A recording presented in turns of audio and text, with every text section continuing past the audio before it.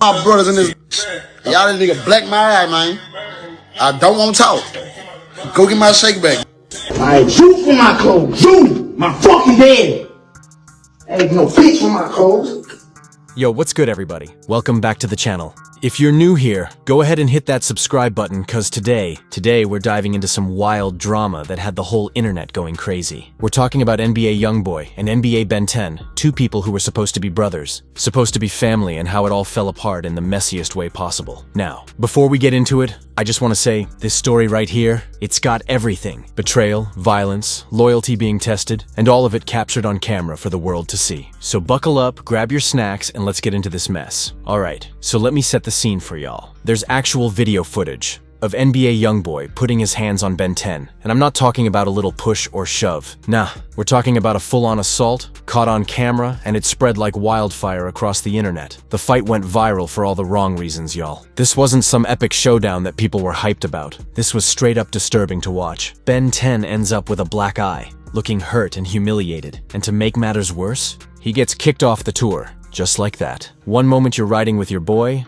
the next, you're on the side of the road with your bags. But here's where it gets even crazier. You want to know what started all of this? What caused two grown men who were supposedly best friends to come to blows? Wrinkled clothes. I'm not even playing with you right now. Wrinkled clothes. That's what set this whole thing off. I can't make this up, y'all. So here's what went down. Ben 10, just trying to exist, just trying to live his life, accidentally sits on YoungBoy's stage outfit. Now, we've all done something like this before, right? You sit down, you didn't see something was there. It happens. But this wasn't just any outfit. This was a custom designer piece, reportedly worth thousands of dollars. We're talking high-end, one-of-a-kind type drip. And when I say YB exploded, I mean he lost it. He was furious, absolutely seeing red, and he confronted Ben 10 about the whole thing. What starts as a conversation quickly turns into yelling. Then the yelling gets louder. Then it gets personal. And before you know it, we've got a full-blown physical altercation on our hands. Over clothes, y'all. Over some wrinkles. But here's the thing. This moment, it wasn't really about the clothes. This exposed something way deeper. This showed us that there were some serious issues brewing in the 4KT camp. Issues that had been bubbling under the surface for who knows how long. And now the world was about to see it all play out. Now, for those of y'all who might not know who Ben 10 is, let me put you on game real quick. His real name is Benjamin Fields, and this man was one of YoungBoy's closest friends from back home in Baton Rouge.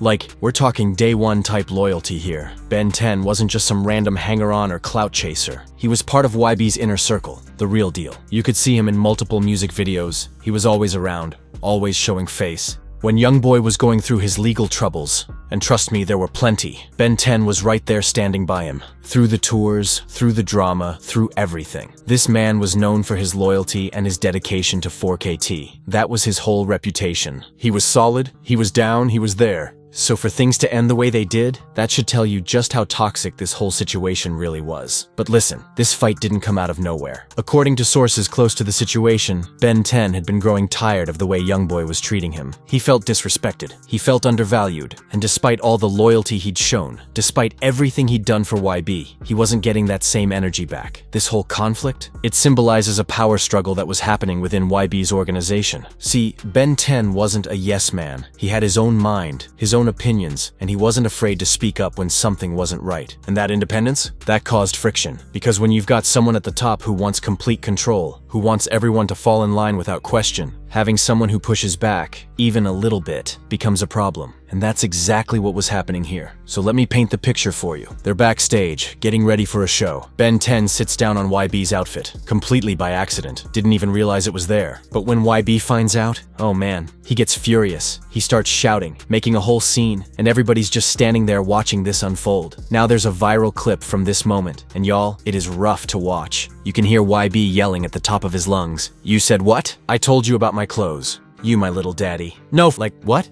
You my little daddy? The disrespect in that statement alone is crazy. This wasn't just about clothes anymore. This was personal. This was about humiliation. This was about YB asserting his dominance and making sure everyone in that room knew exactly who was in charge. And he's doing this in front of everybody. He's making an example out of Ben 10. putting him on blast, embarrassing him for the whole crew to see. That's not how you treat someone who's supposed to be your friend, your brother. That's how you treat someone you see as beneath you. Now Ben 10, and I gotta give him credit for this, he doesn't just sit there and take it. He talks back. He tells YB straight up that he's tired of being disrespected, that he's tired of being treated like he's nothing. And that's when YB snaps. He throws the first punch. Just like that. Boom! The fight is on. YB lands multiple hits while Ben 10 is trying to defend himself, trying to protect himself from this onslaught. And here's what really gets me. The crew members, they're all just standing there, silently watching this happen. Too scared to step in, too scared to say anything, too scared to do what's right and stop their friend from getting beaten. Eventually, security comes in and breaks it up, but by then the damage is done. Ben 10 is badly hurt, physically and emotionally, and the whole thing was caught on camera for millions of people to see. So what happens after the fight? YB labels Ben 10 as disloyal, as disrespectful, as the problem. Even though he was the one who threw the first punch, even though he was the one who escalated things to violence, Ben 10 gets removed from the tour bus right then and there. He's kicked out of the 4KT circle completely. All his access revoked. Just like that, overnight, he's exiled from the group he'd been loyal to for years. And this shows you exactly how YB runs his camp. Through fear, through control. If you step out of line, if you question him, if you don't submit completely, you're gone. It doesn't matter how much history you have. Doesn't matter how loyal you've been. Cross him once and you're out. Here's what really tells you everything you need to know about this situation. Not a single person defended Ben 10. Not one. Everyone sided with YB, either actively or through their silence. And that reveals something really dark about the psychological control YB has over the people around him. These aren't friendships based on love and mutual respect. This is fear.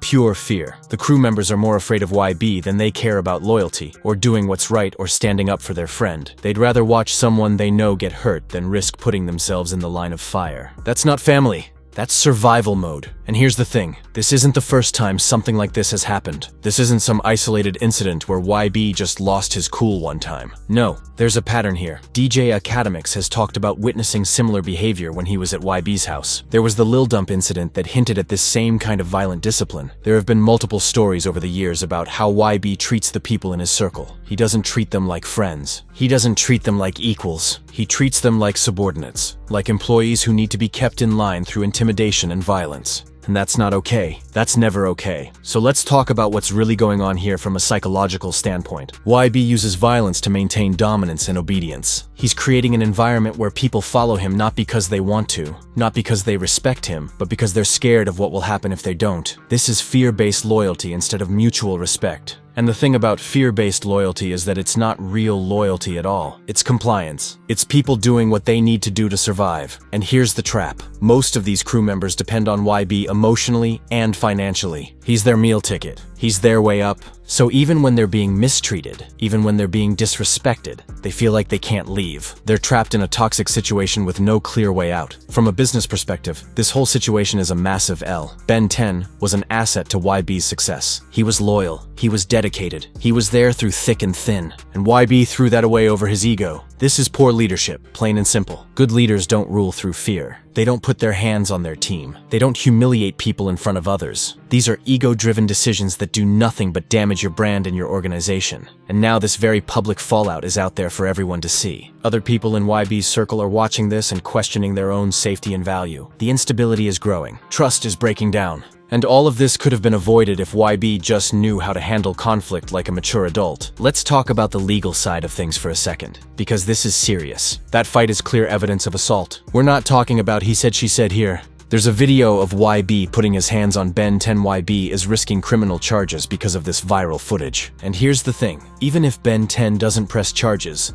prosecutors can still decide to act on their own. They can see that video and decide to pursue charges anyway. This could affect YB's probation if he's on it. It could affect his contracts. It could affect his business deals. Companies don't want to be associated with someone who's caught on camera assaulting people. And on top of the criminal side, there's the civil side. Ben 10 could file a lawsuit for assault, for battery, for emotional distress. He could go after YB's pockets. And honestly, after everything that happened, I wouldn't blame him. And then there's social media, because of course there is. The second that footage hit the internet, it was over. Fans turned the whole incident into entertainment. People were making memes, making jokes, picking sides like this was some kind of reality TV show. But this exposed something really ugly about hip-hop culture, the normalization of violence. We've gotten so used to seeing artists fight, seeing drama, seeing people get hurt, that we've started to treat it like it's just part of the game, like it's expected, like it's okay. Meanwhile, Ben 10 is suffering real public humiliation and real emotional trauma. His pain became content for millions of people to consume and laugh at.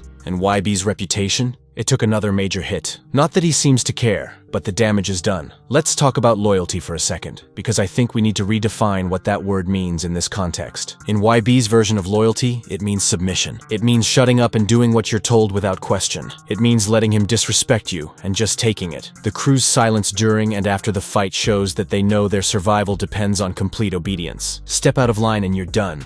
But that's not real loyalty. True loyalty should be mutual. It should be about respect going both ways. It should be about having each other's backs even when things get hard, even when there's disagreement. And that's completely missing here. This whole situation highlights something that goes way beyond just NBA YoungBoy and Ben 10. This is about toxic leadership and the abuse of power in the music industry, and in life in general. When you lead through fear, when you use violence as a control tactic instead of addressing problems like an adult, you destroy relationships over time. You create an environment where nobody trusts each other, where everyone's just trying to protect themselves. And the sad part is, hip-hop culture often excuses this behavior. We see it happen over and over again, and instead of calling it out, we make excuses. That's just how he is. That's street culture. They'll work it out. But that mentality just makes the cycle worse. We need to start holding people accountable. No matter how famous they are, no matter how much we like their music, violence is not leadership. Fear is not respect. And success doesn't give you the right to hurt people. So where does this leave everyone involved? For the crew members still in YB's circle,